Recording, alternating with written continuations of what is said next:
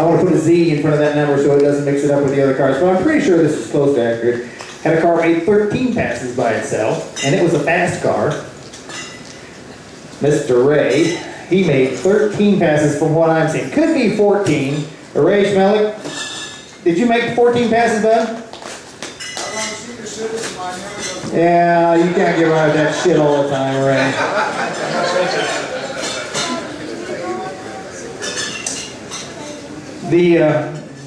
Going down through the ETs and the mile an hours and best reaction times.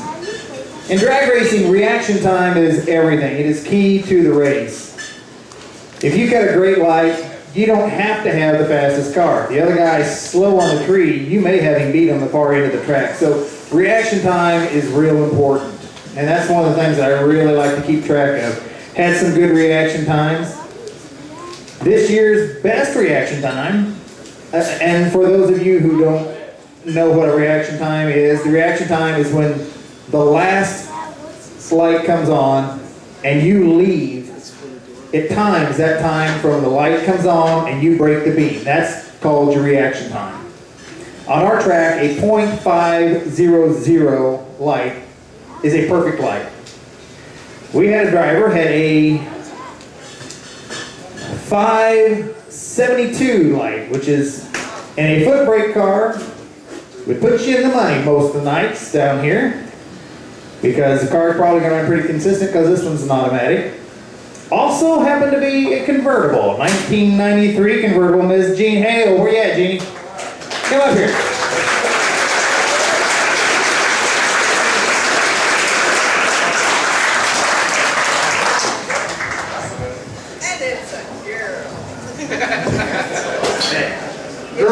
Girls are hard on the tree, let me tell you. That's got nothing to do with being a guy. Girls have got great reaction time, so that is awesome.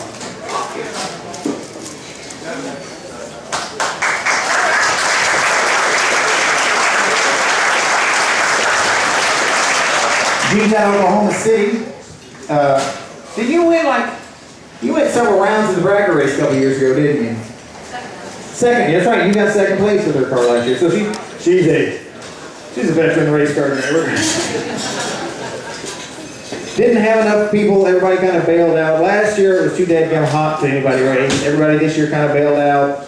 Couldn't get enough interest to really do any drag racing. So basically all we did was just time runs. And it's kind of hard, for people to really get into drag racing and when they're doing their street cars like that. So I don't know that I'm going to be really doing any bracket racing or drag, heads up classes anymore.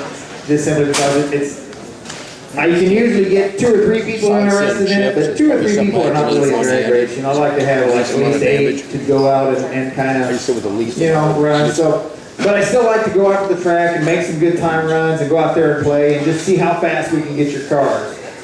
That's fine with me. I can do that all day long. I don't really have to have a reason. I just like to go fast. So ETs, we had some good ETs. We had several cars that run 11 seconds. I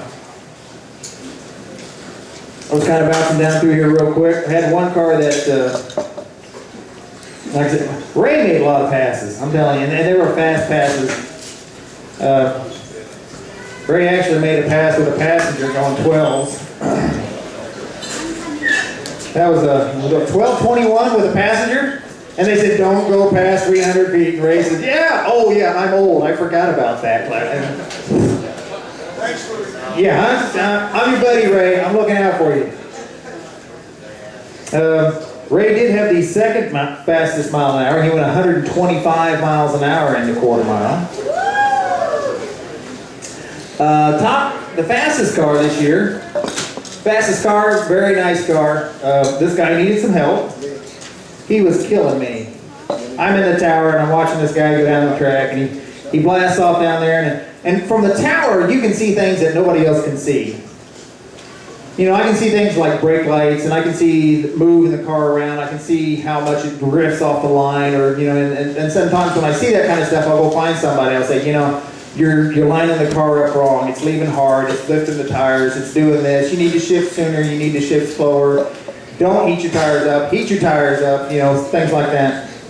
And I catch this guy and he's slowing down before he gets to the quarter mile. And I said, bud, I catch him in the pits. I said, you're not going quite fast enough. Go out a little bit further. Let out a little bit, you know, go further down the track. So he does it again, and I'm watching up there. I go back to the tower and I'm watching, and he goes, oh man, he did it again. So finally, I wait till he comes back. He grabs his slip, and it's killing him. I can just tell. He comes back and he gets his time slip, and he looks at it, and you know, it's only like 90 miles an hour, 95 miles an hour. This car ought to be doing 125 easy. So I get in the car with him. I said, let's go for a ride. We go down the far end of the track. He said, you see right there that pole?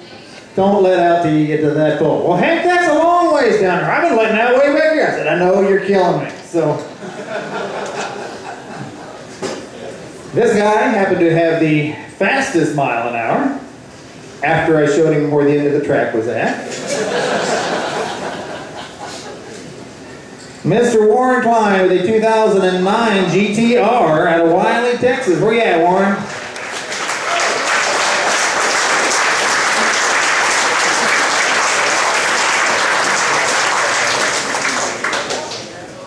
What was the speed? It was 127.91 miles an hour. He was hauling some mail on the far end of the track. I thought that was the fuel cruise.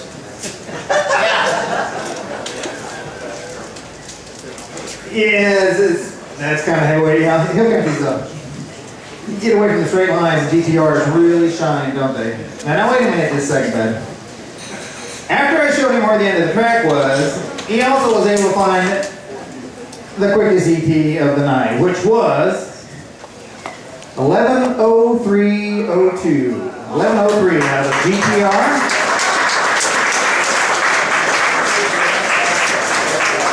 That is the quickest overall ET for the night for Branson Z Fest 2012. Congratulations, bud. Appreciate it.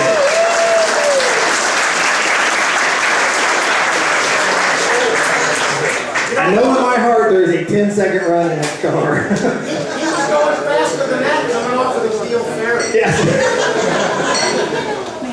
A boat is no place for a car.